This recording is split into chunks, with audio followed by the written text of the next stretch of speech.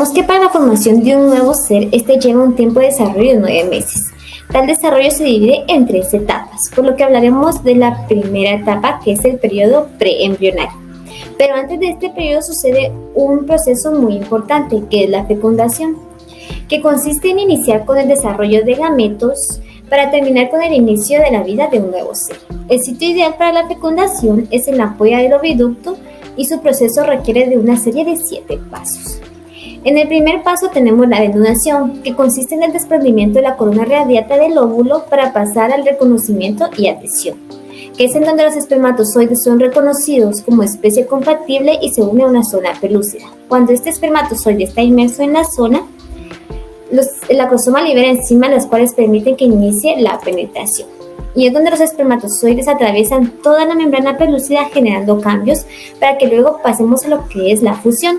Y es donde la membrana del ovocito responde a cambios presentados cuando el espermatozoide hace contacto produciendo 3 reacciones para finalizar con la segunda meiosis y dar el bloqueo de la polispermia, en donde los cambios del citoplasma en la membrana interpretan un aumento de líquidos y las proteínas se sobrehidratan para dar espacio a la zona perivitelina para que se dé la formación de pronúcleos, donde se culmina con la meiosis del ovocito y se produce el segundo cuerpo polar para luego sufrir una descomposición para que se formen los gametos masculinos y femeninos, para dar paso a la singamia, que es donde los pronúcleos se entremezclan creando una célula diploide que se llamará cigoto. El cigoto, al terminar su primera división mitótica, da por resultado 2 células hijas iguales, llamadas blastómeras.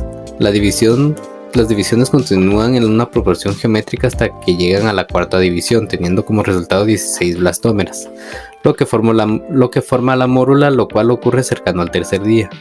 En este proceso, las células se dividen disminuyendo su tamaño, el cual se le denomina segmentación. Después de alcanzar esta etapa se inicia la desaceleración de la mitosis. Luego se forma una compactación celular en la que las células pierden la forma esférica que tenían y adoptan un molde cúbico cilíndrico. La forma pelúcida que envuelve la mórula queda ya demasiado justa, por lo que se rompe liberando su contenido alrededor del 5.º día. Ya liberadas las células compactadas, comienzan otra vez la mitosis acelerada, solo que ahora solo se produce en el macizo celular externo. Las células que sufren mitosis crecen tanto en número que no pueden seguir unidas a las células internas de mitosis lenta, formando una cavidad visible llamada blastocisto, en el cual podemos encontrar el trofoblasto, en el que se desarrolla la placenta, y el embrioblasto, en el cual se desarrolla el embrión. Alrededor del 7.º día, las células del trofoblasto se han multiplicado por las mitosis aceleradas que presentan, lo cual favorece a que llega al endometrio y puedan emitir la sangre materna. El proceso en el cual el blastocisto ingresa dentro del endometrio y anida se denomina implantación. El trofoblasto cambia su estructura y comienza a formar vellosidades coriónicas que se alojan en el endometrio, de modo que encarchan la sangre para ser absorbidas y alimentar al embrión. En la segunda semana, el blastocisto aparece parcialmente sumergido.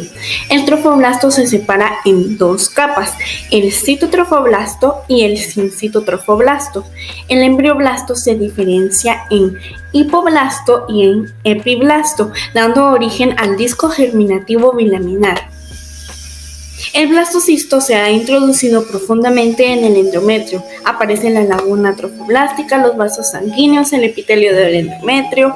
Está abierto y tapado por un coágulo de fibrina. Se forma una membrana delgada del epitelio llamada membrana de Hauser. En conjunto con el ectodermo forman la cavidad exocelómica o saco vitelino primitivo. El endometrio sufre la reacción residual entre la membrana exocelómica y el citotrofoblasto. Aparece el mesodermo extraembrionario. La capa que rodea al citotrofoblasto es mesodermo extraembrionario y el celoma extraembrionario se dilata y forma la cavidad coriónica. El endodermo forma una lámina de células que recubre el interior de la membrana de Hauser. Estas células siguen proliferando y reviste el saco vitelino secundario o definitivo. Los quistes exocelómicos se forman. Hacia el final de la segunda semana, el disco germinativo está formado por 2 discos celulares: la capa germinativa ectodérmica, que forma el suelo de la cavidad amniótica, y la endodérmica, que forma el techo del saco vitelino secundario. En la tercera semana se determina el origen real de todos los órganos, tejidos del cuerpo, se produce la gastrulación con la formación de una nueva capa germinativa que es el mesodermo, se forma la notocordia, el divertículo alantoides y el conducto neuroentérico y el nodo primitivo. Esta puede ser una de las semanas más importantes del desarrollo del embrión.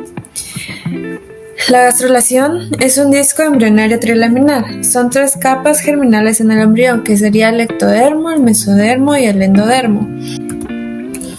El mesodermo, las principales zonas de formación son el mesodermo branquial, el mesodermo caudal, la placa cardiogénica, los ganonefrotomos, los somitas y la notocordia. De la notocordia se observa el nodo primitivo y la membrana orofaringia. El resultado de todo esto es un cordón sólido de células que se extiende desde la placa precordial hasta el nodo primitivo y es la notocordia definitiva.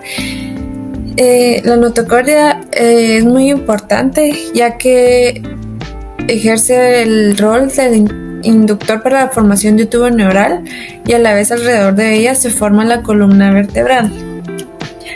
El origen de los órganos. Desde el ectodermo podemos ver que se forma el sistema nervioso y la piel. Desde el mesodermo se forman los músculos, el esqueleto, los riñones, el aparato reproductor.